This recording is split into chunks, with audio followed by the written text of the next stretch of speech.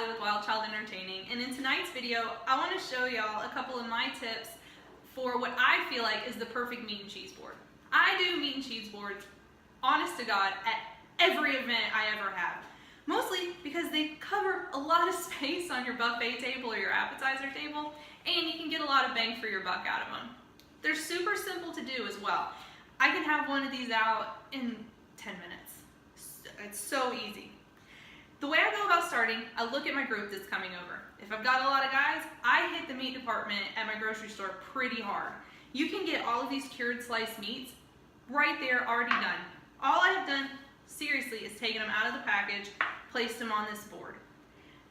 My meats down here, the fattier meats, your prosciuttos, you kind of have to let them just be themselves.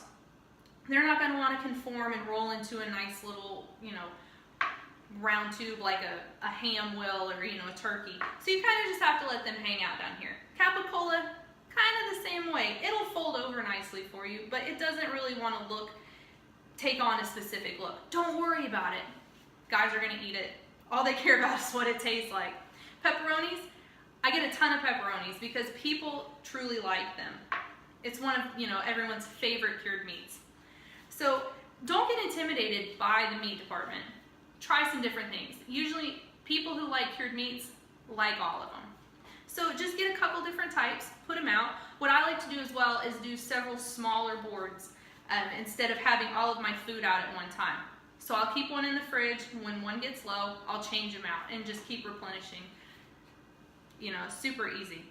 Cheese, a little bit harder, but still not intimidating, I promise. To be perfectly honest, the way I go about cheese, it's the way it smells. I like blues, they call them the sneaky cheeses, but I really like them. And a lot of people do, but not everyone does. So you have to do a little bit of variety on your board. Most of the time, meat sections are sectioned into hard cheeses, semi-soft, and your blues. So what I do, I circle that bad boy, and I pick up different cheeses, and I smell, and I say, that smells like it might go well with the beef I'm serving tonight, or the red wine that we're having. But don't get too caught up in all that. If it smells good to you, at least you know you're probably gonna like it. And I don't usually remember the names of all the cheeses that I have. It's because I like to try so many different types. So in general, on a cheese board, I like to have at least one hard cheese. These are usually your cheddars, and in general, you can pretty well bet that people are gonna like those. So I like to have at least one hard cheese. Semi-soft cheeses, those are like your Swiss cheeses, those types. I like to get one of those as well because, again, people really gravitate towards those. I also like to keep either a camembert or a brie because, like you see right here, I have some fruit. Those pair well with fruits, as well as goat cheese. Now, don't be intimidated by goat cheese. It's actually very flavorful, and it goes with so many different things. So if I'm having a big crowd, I will pull out a goat cheese because more than likely a couple people will eat it. Then we get down here to my favorite, the blues. Gorgonzola, blue cheese, they're great if you like that thing. If not, if you're not into it and you're having a small group, leave it off. Don't worry about wasting your money on it. No one's gonna remember you didn't have one anyways.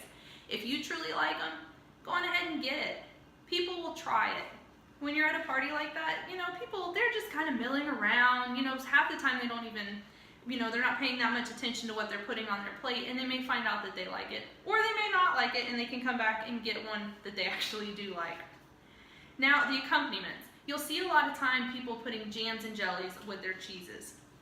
That's okay if you like that. I, at a buffet setup, do not like to put that out because it kind of makes a big mess, and you don't necessarily need it. If I'm having a smaller gathering, I'll put out maybe some honeys or something that I know is going to pair well with my cheeses. But in general, I try to stay away from anything that's goopy and requires extra forks and knives, really. And spoons. So to make up for that, I do a lot of sliced fruits. I try to get whatever's in season. I'll do a lot of strawberries when those are, really ripe and fresh. Raspberries do really well. Right now on this tray, I've got some cut up pears and some cut up apples. The great thing about these, they're the perfect vessel for your guests to put their cheese on top of as well to eat. So slice up some fruit, put that out. And it's also a great alternative to bread. You're going to want to have some bread out, but not everyone wants the heaviness of a French loaf. So I kind of like to have both options. Now what I've done here is I've just taken a French loaf and I've sliced it, and then I've taken the pieces and cut them in half. So it's a little bit easier to deal with.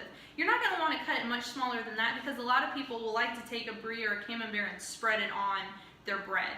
And they can, choose to put the fruit with it as well if they'd like. Candied nuts are one of my all-time favorite things to put out with this type of setup, because they pair well with the meats and the cheeses, and you can have them just as a snack on their own. But I like to keep them completely separate from everything in their own little bed over here because of people with nut allergies. You can find these in most specialty stores. A lot of grocery stores will sell them. I make my own, and we'll have a blog post up about that, hopefully here eventually. So I like to have those around. Craisins, the dried cranberries are also a good accompaniment for all of this. Now, serving wise, your camembert is pretty easy. It's pretty soft, so you can slice right through it and you get your chunks.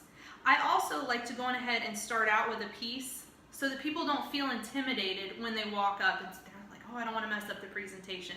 So I go on ahead and cut out a hunk like I've done here, and I just place it on top. And then you can just leave your knife right in there like that. Semi-soft cheeses as well. Super easy, just get your cheese knife in there. People can have an easy time just cutting off what they need. They can pick it up and go. Same thing with your goats. And most blues are pretty crumbly as well. So you just one knife, you're good to go. The hard cheeses, that's when you need a little bit of extra help. I like to put a fork with mine. You don't have to have the tiny fork like I have. Just a regular dinner fork will do if you want to. And it's kind of a whimsical presentation.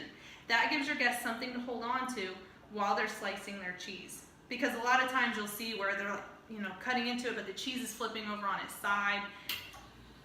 So, keep a fork with that.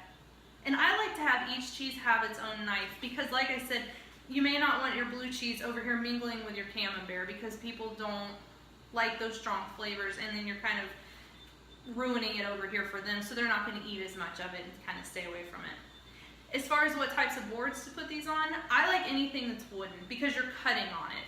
You may not be cutting with a sharp knife, but still, you don't want to use any, you kind of want to stay away from the glass if you can, because your guests don't really want to have to, feel like they're cutting into glass. So anything wooden's good. A silver serving tray's not, it's not bad either. It'll work if that's what you want to use. But like I said, I like to use wooden boards for these.